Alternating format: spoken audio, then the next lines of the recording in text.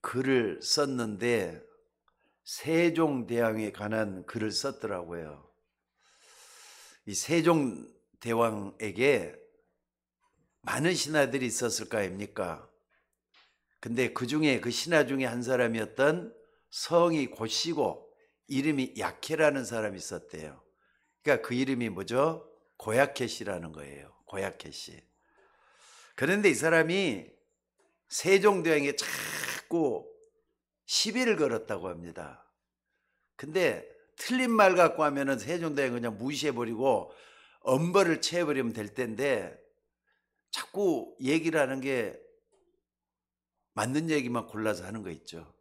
그러니까 세종대왕도 이 신하가 얘기할 때는 귀담아 듣기도 하고 때로는 말이죠. 신경질적으로 변하기도 하고 또 이 사람 때문에 말이죠. 어떤 때는 그 회의에 나갈 때 그러니까는 신하들 모이는 회의 있잖아요. 그거 할 때는 긴장을 하고 그랬다고 해요. 이게 무슨 일만 있다면 일을 만들어내니까 또 오늘은 또 무슨 일을 만들어내려고 하나 이렇게까지 했다는 거 아닙니까? 근데 세종대왕이 나쁜 사람을 만나면 어떻게 하느냐, 저놈은 고약해 같은 놈이라고 하면서 빗대가지고 욕도 하고 막 그랬다. 저놈은 고약해하고 똑같은 놈이라 이런 식으로 했다는 거예요. 그러니까 안 좋은 걸 가지고 얘기할 때는 그렇게 했다 이겁니다. 그런데 재밌는 것은 뭐냐면요, 이 세종대왕이 이 고약해 씨를 높은 자리에 앉혀놨다는 거예요. 그것도 1, 2년 그렇게 한 게 아니라 오랫동안 높은 관직에 올려놓고 이 사람을 통해서 나라가 번영할 수 있도록 만들었다 이런 얘기를 했습니다. 그러면서 이 글 쓴 사람이 무슨 의미로 썼느냐면은 그러면은 이 고약해 씨가 대단한 사람인가 아니면은 왕이 대단한 사람인가 하면서 글을 써놨다 이거예요. 여러분 누가 대단할 것 같습니까? 사실 이 고약해 씨는 왕에게 직언을 하지만 굉장히 답이 되는 얘기를 했다 이거예요. 왕에게 답이 된 얘기를 했다 이 말입니다. 그러니까 여러분 잘 아는 대로 우리나라 역사 가운데 세종대왕만큼 훌륭한 임금이 어디가 있습니까? 또 백성들을 위해서 진짜 좋은 일을 많이 한 사람이 누가 있습니까? 외국에 나가면은 대통령의 이름을 몰라도 세종대왕의 이름은 안다 할 정도로 이미 유명해져 있는 인사가 세종대왕이거든요. 그런데 여러분들 무슨 일이든지 답을 확실하게 내니까 그 사람을 쓸 수밖에 없는 거잖아요. 그래서 여러분들 우리가 지금도 쓰는 용어 가운데 고약해 이렇게 하는 말이 있죠. 거기서 유래가 됐다고 해요. 재밌죠? 자, 근데 여러분들 제가 왜 이런 말을 하느냐를 아셔야 됩니다. 하나님과 통해야 돼요. 고약해 씨하고 세종대왕이 통해가지고 참으로 나라를 번영시키고 훌륭한 일을 많이 했던 것처럼 여러분들이 하나님과 통할 수 있는 그런 기도를 할 수 있으려면 어떻게 할 수 있어야 되느냐 이거죠. 오늘 여러분들이 어떤 상황 속에 있는지 모르지만은 거기에 맞는 기도를 실제적으로 할 수 있어야만이 하나님과 통할 수가 있어져야 돼요. 환경이나 형편이나 사정은 다 틀리잖아요. 이 사람과 저 사람의 사정은 똑같지 않습니다. 어떤 사정이 됐든지 간에 그 상황을 하나님께 자세하게 그 상황을 믿음으로 기도할 수 있는 여러분이 될 때 하나님과 통할 수가 있게 되고 실제적으로 응답을 받게 될 줄로 믿습니다. 그렇지 않으면요 기도를 안 하는 거예요. 아니면 못 하는 거예요. 그래서 실제적인 손해를 볼 수도 있고 또 큰 위기를 맞을 수밖에 없는 그런 상황을 만들어낼 수가 있다 이 말입니다. 그래서 여러분이 문제가 생겼을 때는 아주 중요한 기도를 할 수 있는 여러분이 되셔야 될 줄로 믿습니다. 어떻게 해서 우리 집에 이런 문제가 터지고 어떻게 해서 내 자녀들에게 이런 문제가 생길 수가 있느냐? 진짜 하나님의 능력을 믿고 성경을 보면서 거기에 맞는 큰 기도를 하게 되면은 많은 것을 얻어낼 수가 있다 이 말입니다. 여러분, 하나님은 우리를 구원해 주셨어요. 그게 최고의 은혜입니다. 두 번째는 뭐냐? 기도응답을 말씀을 하셨어요. 그러니까 여러분이 살면서 당하는 모든 문제를 기도라고는 도구를 통해서 하나님과 통하고 하나님의 역사를 볼 수 있는 그런 눈이 열려야 된다 이 말이에요. 요셉을 한번 봐보세요.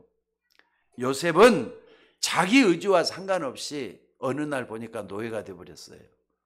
애굽에 팔려가는 노예가 되어버렸단 말이에요. 그러면 자기가 할 수 있는 거 아무것도 없잖아요. 그거 어떻게 해야 되는 겁니까? 근데 요셉은 그런 처지 상황과 기도를 통해서 연결을 시키는 걸 볼 수가 있습니다. 여호와께서 요셉과 함께 하심으로 그가 형통한 자가 됐다. 노예 때 하는 말씀이에요.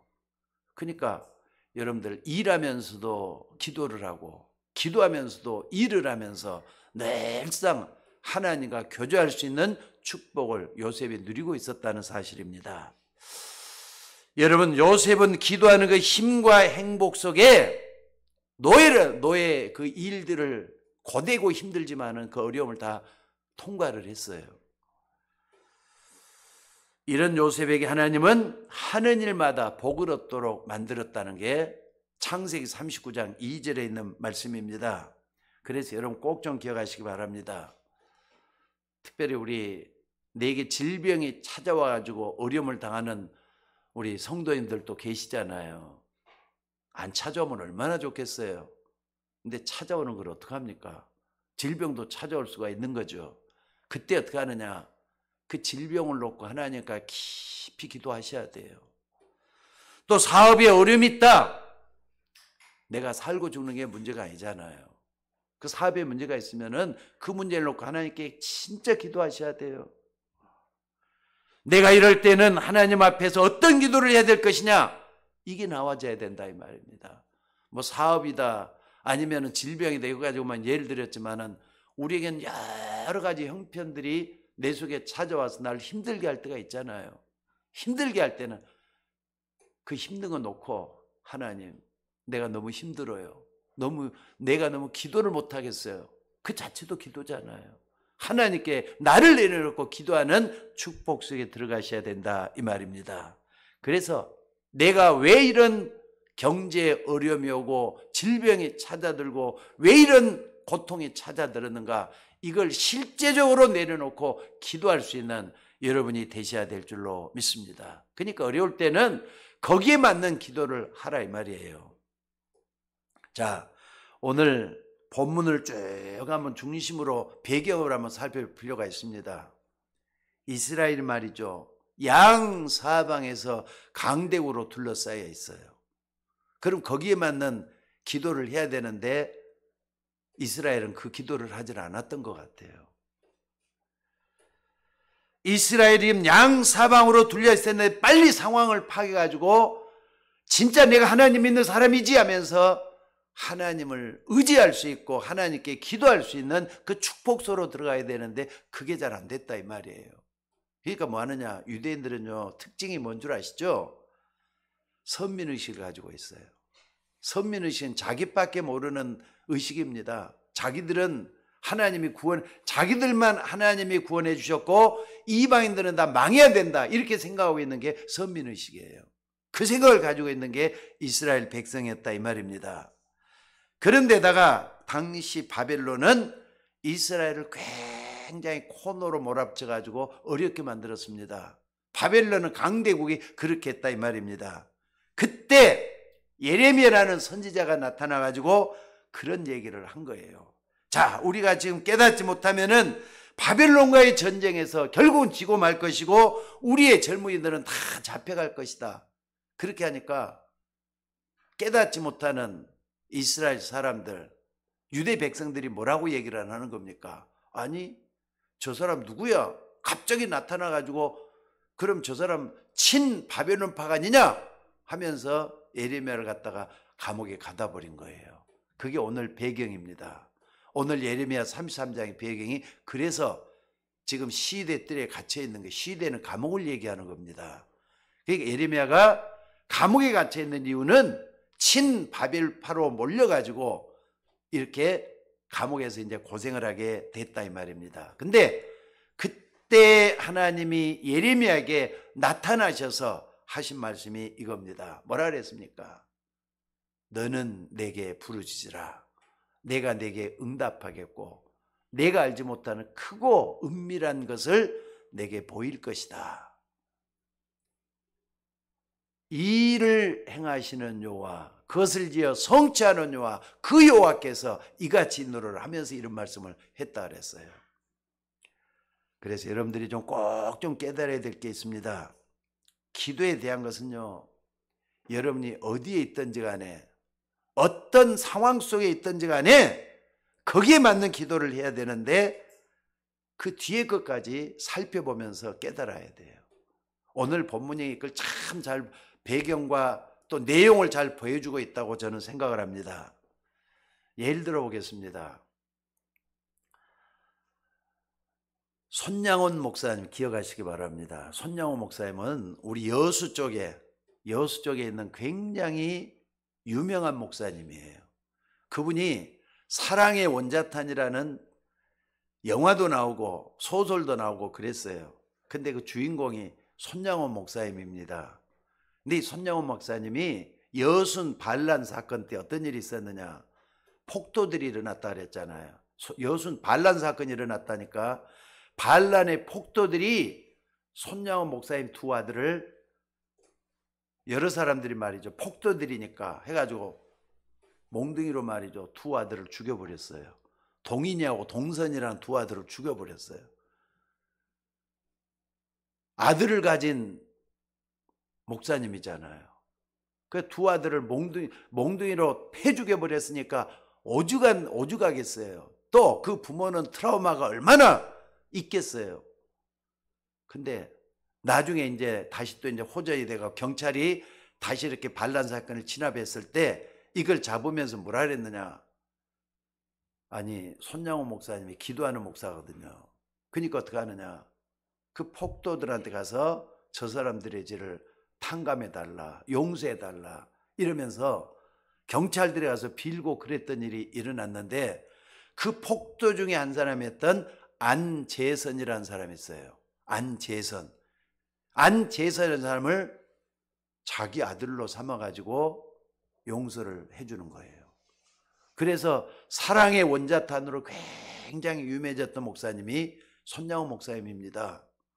그러다 나중에 6.25가 이제 진짜 터졌잖아요. 그때 결국 공산당원들에게 붙잡혀가지고, 그러니까 잡아가지고 손양호 목사님을 순교를 시켰어요. 죽였어요.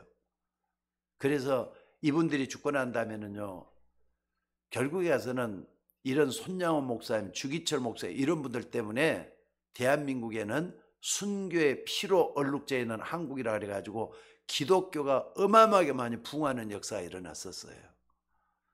여러분 이게 가능할 것 같아요? 자기 두 아들을 죽였는데 목사지면 나는 그렇게 못할 것 같아요.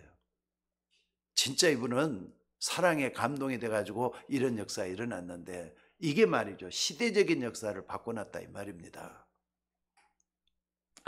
자, 그래서 기도응답 받았던 사람들은 그 상황을 정확히 알고 현실을 넘어서는 기도를 할 수가 있었어요.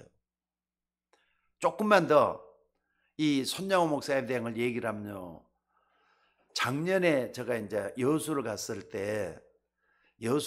때 손양원 목사님 기념관이라는 걸 가봤어요. 근데 그때는 내가 좀 못 만났는데, 그 안재선이라는 사람 있죠. 안재선 사람. 안재선, 그러니까 바꿔가지고 손재선으로 바꿨어요. 이름도 양자로 옮겨놨으니까. 그래갖고 뭐 했느냐, 이 사람이 이제 자기 아들한테 복음을 심었을 거 아닙니까? 그리고 예수 믿도록 만들었는데, 자기 아들이 나중에는 뭐 하느냐, 자기 아버지가 누군지를 모르고 그냥 살았단 말이에요. 나중에 어떤 일이 일어났느냐, 아버지에 대한 얘기가 들려오기를 뭐나 들려냐면, 너 아버지가 저 손양호 목사님을 죽였어. 저 손양호 아들을 둘을 죽였어. 이래 갖고 이제 나왔단 말이에요. 그러니까는 자기가 이제 살인자의 자식이라는 걸 알고 나가지고 굉장히 충격을 먹었을 거 아닙니까? 근데 복수를 하고 그래야 될 입장에서 뭐 했느냐? 손 목사님이 이 아들을 사랑해서 아들로 삼고 바르게 키워줬다. 그걸 이제 알고 나서부터는 이 안재, 그러니까 이 사람 이름이 안경선이라는 사람인데 신학을 공부해갖고 목사가 됐어요. 그래가지고 그 손양호 목사님 기념 사업가니까 기념관 있거든요. 거기에 몇 년 동안이나 있으면서 우리 아버지가 이런 사람이니까 내가 이런 사람이라는 것을 알리는 그런 역할을 했다는 거예요. 그래서 말이죠, 여수주로 가보면 손양호 목사님 기념관은 순교지가 돼갖고 있어요. 순례지가 돼갖고 있어요. 자, 어찌됐든 이렇게 기도응답 받았던 사람들은 그 상황을 정확히 하고 현실을 넘어서는 기도를 했다 이 말이에요. 여러분, 어떻게 하면은 현실을 넘어설 수가 있겠습니까? 바로 그 말이 뭐냐? 부르짖으라는 말이에요. 너는 내게 부르짖으라 그랬잖아요. 부르짖는 기도, 이게 중요하다 이 말입니다. 그러니까 부르짖는다는 말은 기도하는 말이지만은 기도하는 말과는 좀 차원이 틀린 말 아니겠습니까? 아니, 깊은 물에 빠진 사람이 어떻게 해야만이 자기가 그 깊은 물에서 구원받을 수가 있습니까? 다 죽어가는 목소리로 나 좀 살려달라고, 조용한 목소리로 나 좀 살려달라고 그런다 해서 그 사람 구원받습니까?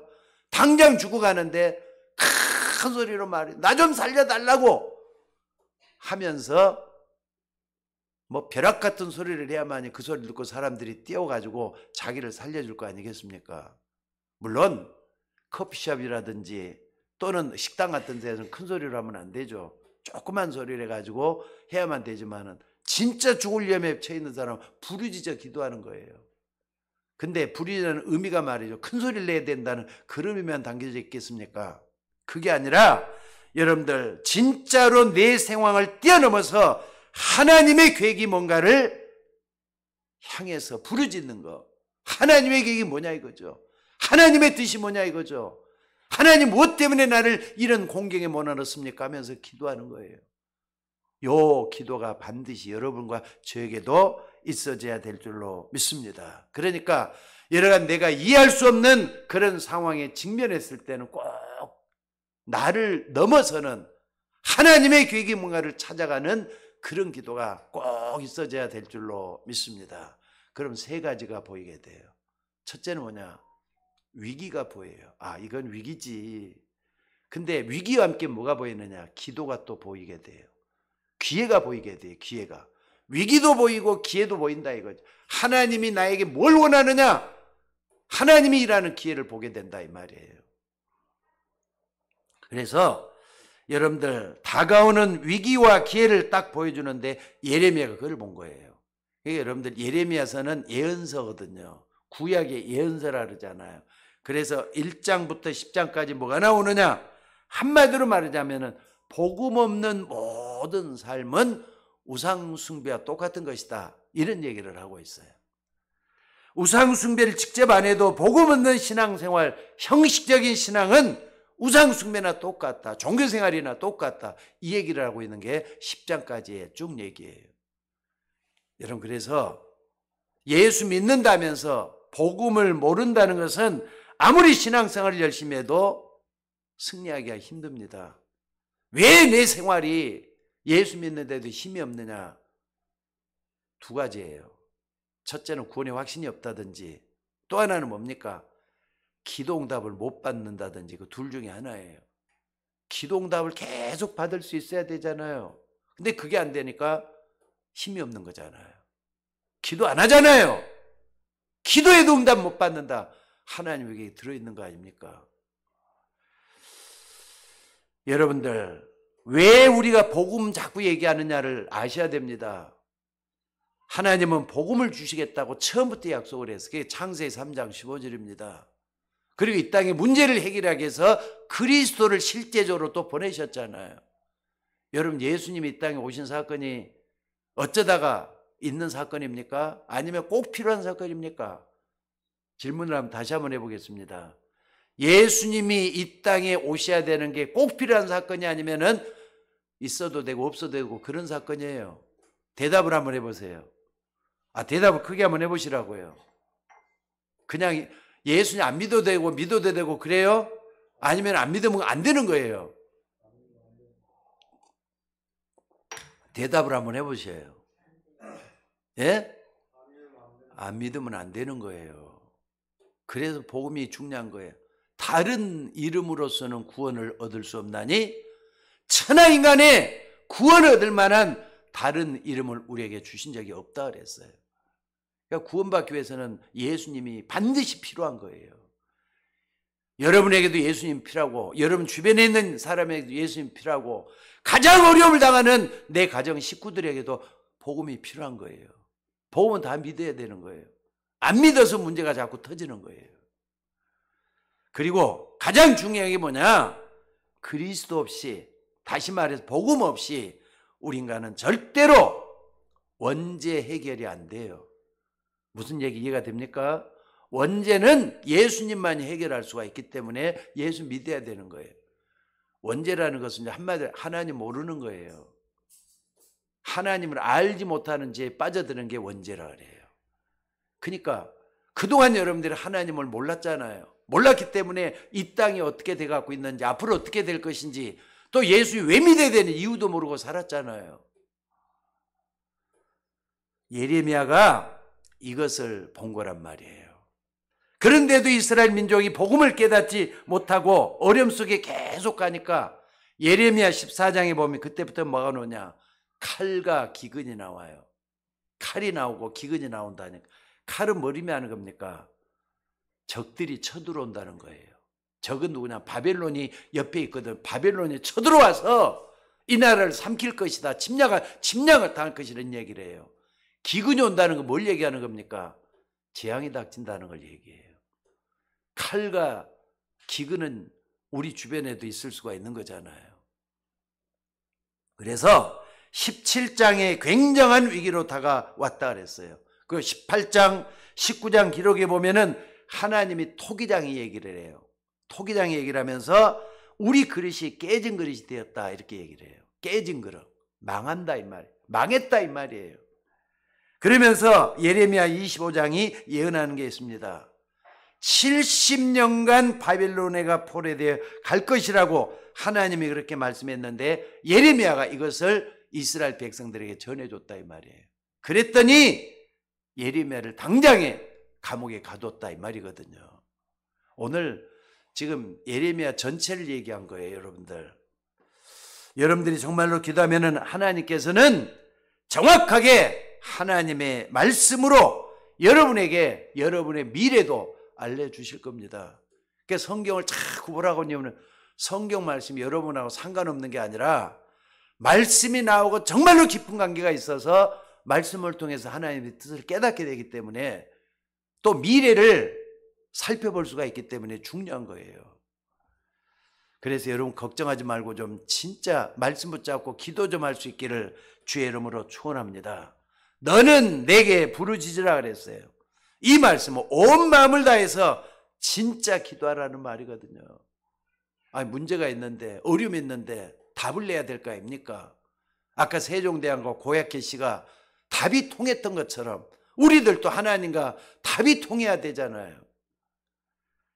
그러니까 지금 내가 당한 현실 걱정하지 말고 그 상황을 뛰어넘는 진짜 기도를 여러분이 할 수 있게 되기를 주의 이름으로 축원합니다. 그래서 여러분이 부르짖으라 이 말을 깨닫게 되면은 그 위기는 위험하고 고통스러운 위기가 아니라 하나님이 일하시는 기회가 된다 이 말이에요. 여러분 위기는 기회입니다. 왜 기회라느냐? 하나님이 역사하시기 때문에 기회라고 하는 거예요. 이걸 체험을 해야 돼요. 저는 이 부분에 대해서 간증할 게 참 많아요. 나의 지난 날이 비록 힘들고 어려운 세월이지만은 하나님은 그때그때마다 기회로 역사해서 여기까지 왔던 것 같아요.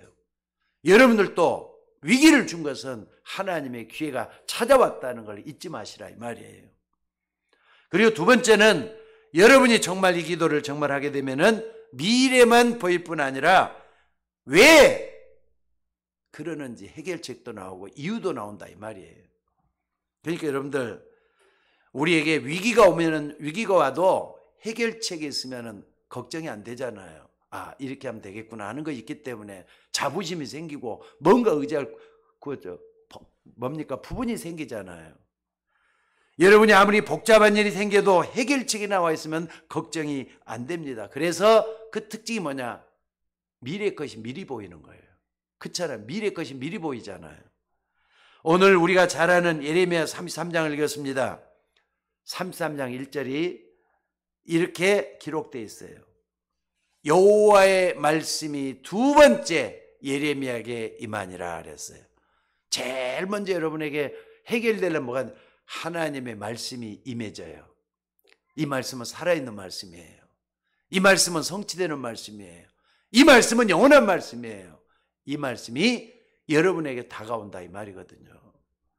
그러니까 여러분들 여러분의 산업과 현장에 또 질병하는 침상에 하나님의 말씀이 임할 수 있기를 주의 이름으로 축원합니다. 예레미야에게 말씀이 임한 것처럼 여러분에게 하나님의 말씀이 다가와줘야 된다 이 말이에요. 이게 얼마나 큰 축복입니까? 여러분에게도 그런 날이 있어져야 돼요. 또 2절에 뭐라 그랬습니까? 자, 따라서 봅시다. 이 일을 행하시는 여호와, 이 일을 행하시는 여호와. 하나님 지금도 일을 하고 계셔요. 근데 우리하고는 전혀 상관없이 일하시는 것 같아요. 그렇잖아요. 천지만물을 주관하시는 주님이셔요. 여러분의 생사화복을 주관하시는 주님이셔요. 적어도 말이죠. 아까도 오다가 박사님 원사님하고 그런 이야기를 좀 주고 나눴습니다마는 여러분이 죽는 날 하나님이 딱 쥐고 있다는 거 잊지 마셔야 돼요. 맞아요? 틀려요? 다른 건 몰라도 내가 죽는 날은 하나님 딱 쥐고 있어요. 그러니까 내가 마음대로 죽는 것도 아니잖아요. 내가 죽고 싶다 해서 죽어지는 겁니까? 여러분 식구들도 마찬가지예요. 죽는 날은 하나님이 쥐고 계셔요. 지금 아무 죄 없는 예레미야를 감옥에 갇혀놨는데 이 일을 누가 했느냐? 누가 했어요? 하나님이 허락해서 된 일들이잖아요. 또 여러분들 여러분의 마지막 여러분들이 나중에 이제 이 땅을 떠나가게 되는데 그날도 주님이 지고 있다고 말씀을 드렸어요. 또 뿐만 아니라 여러분들 예레미야를 잡아둔 사람을 끌고 갈 사람도 누굽니까? 하나님이잖아요. 아니 이스라엘 백성들이 예레미야를 감옥에 가뒀잖아요. 그 가둬둔 사람을 잡아갈 사람, 끌고 갈 사람, 죽게 만들 사람도 하나님이라 이 말이에요. 그러니까 하나님이 할 수 없는 게 하나도 없어요. 다 할 수 있어요. 아니 이 일을 행하시는 여호와니까 지금 예레미야 감옥에 갇혀 있잖아요. 감옥에 가다 냈는데도 불구하고 하나님이 그 일을 허락했다는 걸 잊지 마셔야 돼요. 그래서 예레미야로 뭐하게 만드는 기도하게 만드는 거잖아요. 지금 하나님은 지금 예레미야로 하여금 기도하게 만들었다는 게 더 중요한 거예요. 그리고 뭐라 그랬습니까? 그 이름을 여호와라 하는 자가 이같이 노래하라 했어요. 이름이라는 그 이름을 여호와라 그랬어요. 여기서 이름이라는 말이 무슨 말인 줄 압니까? 이름이라는 말은 이스라엘에서 최고로 중요한 말이라 할 수가 있습니다. 선진국뿐만 아니라 우리나라도 이름을 딱 나타낼 때는 그 사람을 대표하는 말이 될 뿐만 아니라 그 사람이 책임지겠다는 말이 들어있어요. 특별히 우리나라 뭡니까? 인감증명. 나를 대표할 뿐만 아니라 내가 책임지겠다는 사인으로 딱 인감을 찍잖아요. 그러니까 인감을 가지고 다른 사람들에게 함부로 내주지도 않고 다른 사람이 쓸 수 있도록 하지도 않아요. 인감은 항상 내가 가지고 있어요. 그래가지고 찍었다 그러면 내가 그걸 책임지겠다. 판다 그러면 내가 팔겠다. 파는 책임을 가지고 있잖아요. 그러니까 더 이상 다른 말을 할 수가 없도록 돼 있다 이 말입니다. 그러니까 이름은 내 인격과 책임을 나타내는 모든 것이라고 할 수가 있어요. 근데 그 이름을 여호와라는 자가 이같이 일어나라. 그럼 뭐라 그래? 기도하라 그랬잖아요. 여러분들 그 이름을 여호와라는 자가 여러분들로 하여금 부르짖어 기도하라고 말씀을 하고 있다 이 말이에요. 그런데도 기도 안 해요. 그건 누구 책임이에요? 하나님은 책임을 다하겠다는데 내가 책임이 안 하잖아요. 여러분, 그래서 오늘 여러분 꼭 좀 기억하셔요. 너는 내게 부르짖으라. 내가 내게 응답하겠고 내가 알지 못하는 크고 비밀한 것을 보일 것이다. 믿으시고 한번 기도 한번 해보시라 이 말이에요. 정말로 기도하시기 바랍니다. 아니, 지금 여러분의 상황에 꼭 맞는 그 기도 한번 해보시라 이 말이에요. 나에게 지금 큰 어려움이 있는데 고질적인 문제도 한번 기도 한번 해보셔야 돼요. 또 가장 가까운 문제도 한번 기도 한번 해보셔야 돼요. 그래서 응답받는 체험을 하셔야 돼요. 너는 내게 부르짖으라. 그 다음에 뭐라 그랬습니까? 그 다음에 중요해요. 내가 내게 응답하겠다 그랬잖아요. 하나님은 우리에게 말씀만 하시는 게 아니라 응답의 역사를 일으키는 걸 말씀을 하고 있습니다. 그래서 여러분들이 기도하는데 하나님이 책임지겠다 말씀하는데도 기도 안 하면은 나만 손해잖아요. 기도 안 하면은 나만 어려움을 당하는 거잖아요. 자, 그러면 4절에 하나님이 이 성을 전쟁 속에 멸망으로 내버려 두셨는데 6절에 보니까 뭐라 그랬습니까? 내가 이 성을 치루하겠다 하시잖아요. 내가 이 성을 치루하겠다. 하나님이 이렇게 말씀하시잖아요. 또 7절에 뭐라 그랬느냐? 너희들이 나를 아는 이 시간에 내가 포로에서 돌아오게 하겠다. 포로에서 돌아오게 하겠다. 또 8절에는 모든 죄악을 우리가 갚을 수 없으니까 사해 주겠다. 참 하나님께서 응답으로 역사하겠다고 말씀을 하고 계셔요. 여러분들이 지금까지 살아오면서 얼마나 많은 죄를 범했습니까? 그 죄가 말이죠, 사실 원죄에서 기인된 건데 원죄와 자범죄 때문에 우리가 망하게 생겼습니다. 이 땅의 사람들은 죄를 도무지 용서받을 길이 없어요. 근데 예수님이 대신 용서해 주셨어요. 인자가 온 것은 섬김을 받으려 함이 아니라 섬기려 하고 자기 목숨을 많은 사람의 대속물로 주기 위해서 왔다 그랬잖아요. 여러분, 이걸 믿으셔야 돼요. 예수님이 여러분의 모든 죄를 다 용서해 주기 위해서 이 땅에 오신 줄로 믿습니다. 여러분들, 그래서 뭐라고 했느냐? 사해 주겠다고 말씀하시잖아요. 사해 주겠다. 거저 주시는 은총이 아니에요. 이게 믿음으로 되어지는 일이라는 거 잊지 마셔야 돼요. 그래서 하나님께 나가는 사람은 반드시 그가 계신 것과 그가 자기를 찾는 자들에게 상 주시는 이심을 믿어야 된단 말이 그 말이에요. 믿음으로 나가면 하나님이 용서해 주실 줄로 믿습니다. 그리고 9절에 내가 이 성읍에 베푼 모든 복과 모든 평안으로 말미암아 사람들이 두려워하며 떨리라 그랬어요. 응답받는 게 확실하기 때문에 이것으로 인해서 하나님 살아계신 영광이 이렇게 나타나는 거, 이거 가지고 두려워하며 떨리라 그랬다 이 말입니다. 자, 여러분들, 너는 내게 부르짖으라 하신 하나님은 우리가 기도할 때 모든 걸 다 바꾸겠다 말씀을 하고 계시잖아요. 상황 내가 해결이 안 되잖아요. 또 내 상태 어떻게 고칠 겁니까? 근데 하나님은 바꾸겠다고 이렇게 말씀을 하고 있다 이 말입니다. 그래서 여러분들이 기도하면은 응답이 온다는 말이 뭔가를 알게 될 줄로 믿습니다. 자, 세 번째로 말이죠. 여러분이 진짜 현실의 상황에 속지 않고 하나님의 계획을 향해서 넘었으면은 보이게 되는 게 있어요. 뭐냐? 당연히 놓친 것을 회복하게 돼요. 우리는 그동안에 많은 걸 놓쳐버렸잖아요.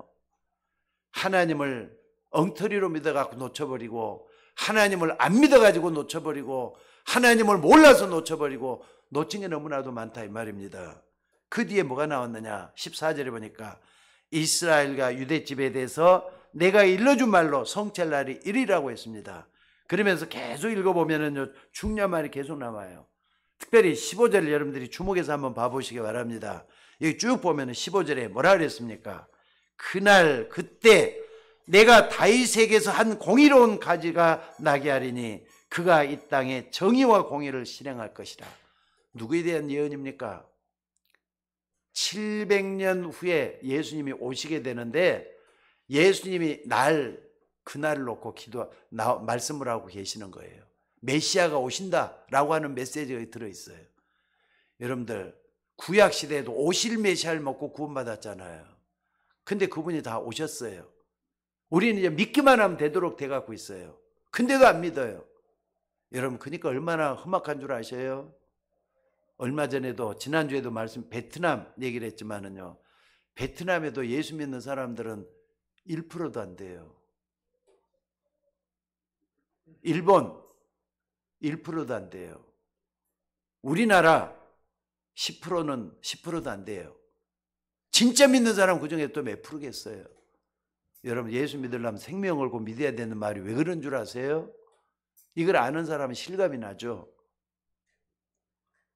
다윗의 후손을 통해서 공의를 행하시는 예수 그리스도가 오실 것이라는 것을 말씀을 하고 있다 이 말이에요. 그러면은 절대로 여러분 깨지지 않습니다. 복음의 완전성을 벌써 이렇게 예레미야서를 통해서도 이렇게 예언을 해놨어요. 여러분들 오늘 하루만이라도 하나님이 왜 이 땅에 그리스도를 보내셨는가 좀 꼼꼼하게 한번 생각을 해보셔요. 그러면은요, 그리스도의 실제성이 내 속에 들어오게 돼요. 자, 따라서 하면 예수 그리스도는 어제나 오늘이나 영원토록 동일하시니라. 똑같은 분이라 이 말이에요. 구약에는 메시아로 오셨고, 또 예수님 이 땅에 3년 계실 때는 그리스도를 직접 행하셨고, 지금은 부활의 주님이 재림의 주로 역사하고 계신다 이 말이에요. 예수 그리스도는 똑같은 분이에요. 그러니까 그분을 우리는 하나님으로 믿고 그리스도로 믿는 건 최고의 복인 줄로 믿습니다. 그래서 16절에 이렇게 기록을 해요. 여호와는 우리의 의라는 이름을 얻으리라 그랬어요. 여호와는 우리의 의라는 이름을 얻으리라. 이 말은 무슨 말이냐? 우리의 형편과 사정을 아시는 주님이 다 해결할 것이라는 믿음이에요. 믿지 못하니까 초조해가지고 내가 스스로 해결하려고 하고, 또 자꾸 이렇게 조급하게 일 처리하다가 그르칠 때가 얼마나 많은지 모른다 이 말이에요. 그래서 예레미야에게 너는 낙심하지 말고 내게 부르짖으라. 하나님이 예레미야를 통해서 이렇게 두 번째 임하시면서 말씀했다 이 말입니다. 사실 아무리 예수 믿는 사람이라도요, 너무 어려움이 찾아오고 그러면 기도가 잘 안 되더라고요.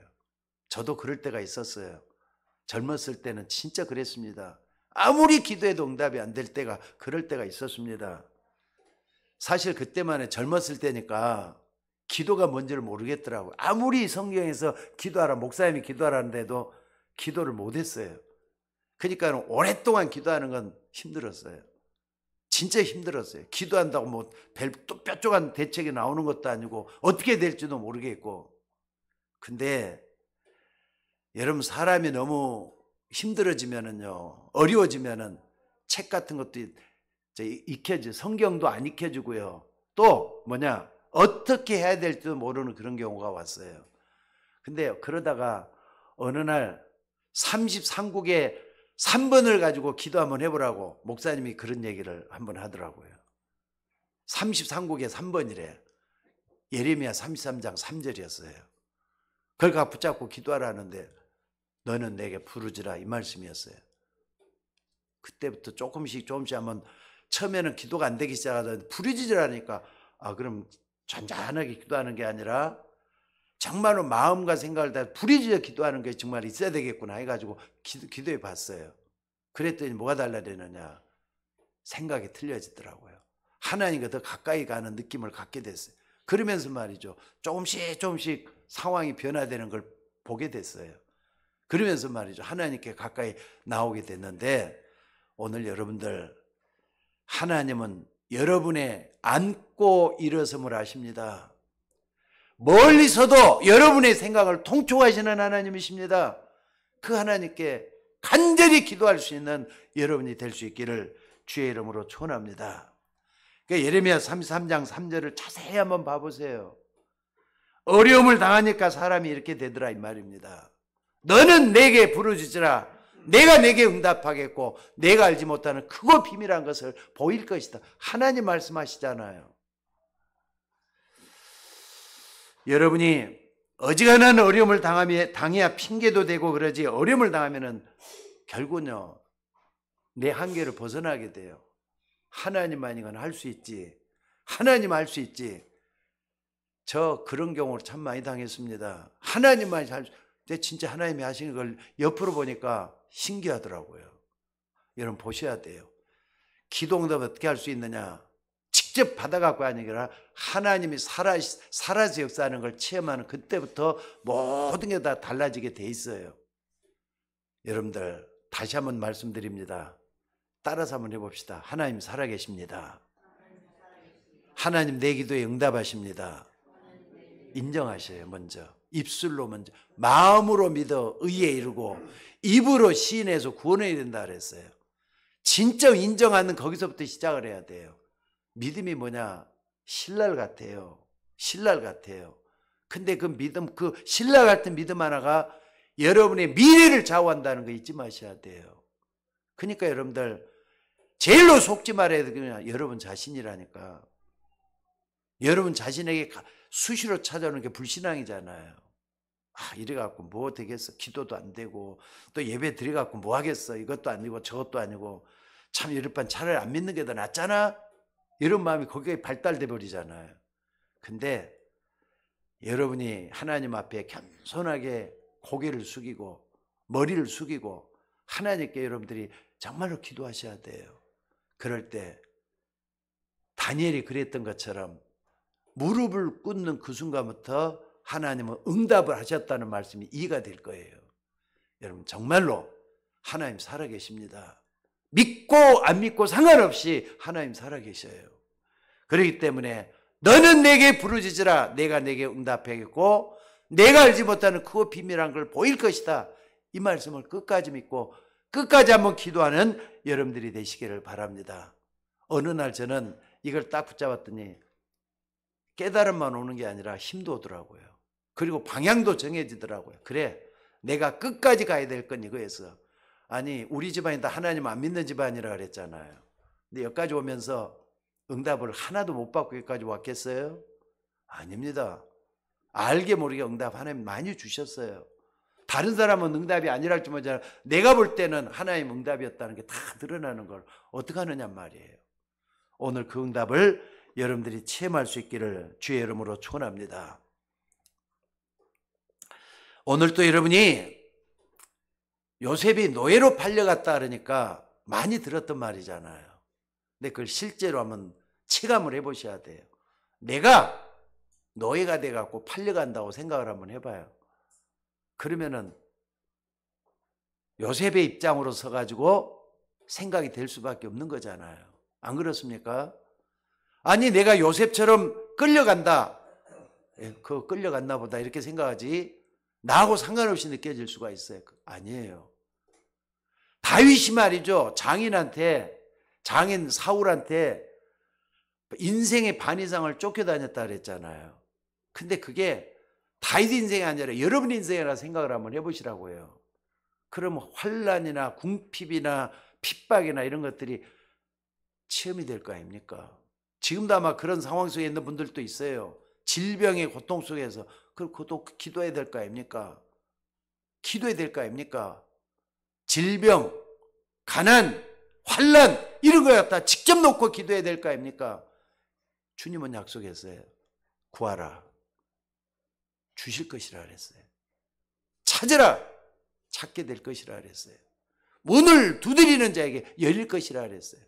너희가 악할지라도 자식의 좋은 것으로 줄 줄 알거든. 하물며 너희 천부께서 하늘아버지께서 구하는 자에게 성령을 주시지 않겠느냐. 성령은 좋은 것이라 그랬어요. 나에게 있어서 가장 좋은 걸 주시는 하나님이라 이 말입니다. 그래서 오늘 또 여러분들 그 하나님을 기억하면서 환경 하나님 다 알고 계셔요. 여러분의 형편 하나님 다 알고 계셔요. 여러분의 문제 어떤 문제인지 하나님 다 알고 계셔요. 그래서 기도해서 응답받는 여러분들 되시기를 주의 이름으로 축원합니다. 그래서 내가 정말 당하고 있는 현실 문제를 버리는 것이 아니고 뛰어넘는 하나님의 계획을 찾아가는 우리 모두가 되셔야 될 줄로 믿습니다. 아까도 얘기했습니다만 다윗이 말이죠.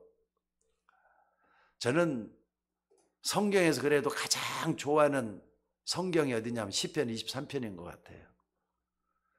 근데 언제부터 좋아하게 됐느냐? 내가 가장 어려울 때 이것을 암송을 해가지고 처음부터 끝까지 다 외워버렸어요. 근데 이 말씀을 딱 읽다 보니까 푸른 초장으로 실만한 물가로 나를 인도하시는 하나님의 역사가 체험되어지더라고요. 또 여호와가 나의 목자라는 게 진짜 체험이 돼요. 나는 다윗처럼 목사는 아니라도 하나님은 나의 목자가 되셔서 나를 인도하시고 붙잡고 나를 도와주신다. 믿음이 있어요. 오늘 여러분들 하나님의 말씀을 실제로 믿으시고 이 말씀을 붙잡고 진짜 기도하는 여러분들 되시기를 주의 이름으로 축원합니다. 그래서 하나님이 주시는 진짜 축복 회복하셔야 돼요. 그래야 여러분 가정도 살릴 수 있고 또 불신자도 살릴 수 있고 여러분 가정도 살려서 의의 열매 맺는 여러분이 될 거 아닙니까? 오늘 말씀 다시 한번 봐보세요. 예레미야 33장 1절로 9절 쭉 보면은요, 부르짖으라 해놓고 어딥니까? 4절부터 9절까지는 전부 다 응답에 대한 얘기예요. 미래에 대한 얘기를 이렇게 하고 있어요. 이렇게 할 것이다. 이렇게 할 것이다. 왜 부르짖으란 말만 붙잡고 응답에 대한 메시지를 안 붙잡습니까? 이거 믿으셔야 되잖아요. 미래에 대한 얘기는 믿으셔야 되는 거잖아요. 여러분에게도 마찬가지입니다. 여러분은 하나님 자녀들이잖아요. 맞습니까? 하나님 자녀가 맞으면 아멘요 크게 하셔요. 하나님 자녀 맞습니까? 그럼 굳게 붙잡으셔요. 사람이 떡으로만 사는 게 아니라 하나님 입에서 나오는 모든 말씀으로 살 거라 그랬어요. 말씀에 인도를 받고 말씀이 역사는 따라가다 보면은 어느 날 보니까 말이죠, 내가 모든 게 다 달라져 갖고 있다는 걸 느낄 거예요. 그런 역사가 여러분과 여러분 가정과 여러분 축복 속에 우리 교회도 일어나줘야 될 줄로 믿습니다. 자, 기도하겠습니다. 하나님 은혜를 감사합니다. 우리는 부족하고 연약하지만은 우리 하나님은 우리에게 다가오셔서 오늘 또 말씀하시는 우리의 하나님, 나의 하나님인 것을 믿습니다. 믿고 기도할 때마다 역사하시는 주님을 체험하게 하옵소서. 우리가 정말로 하나님의 역사를 붙잡고 기도할 때 하나님의 실질적으로 일하시는 것을 보게 하옵소서. 감사드리옵고 예수님의 이름으로 기도드리옵나이다. 아멘.